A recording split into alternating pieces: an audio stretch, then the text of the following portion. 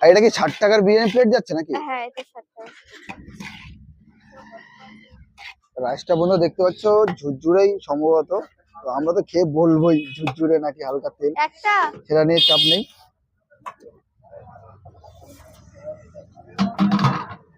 কত বছর ধরে এই দোকানটা? এই দোকান 2.5 বছর। 2.5 বছর। ভাইরাল হয়ে ভালো লাগছে নাকি আগে ভালো ছিল? না, ভাইরাল হয়তো ভালোই লাগছে, অনেকে চিনছে ডাকছে।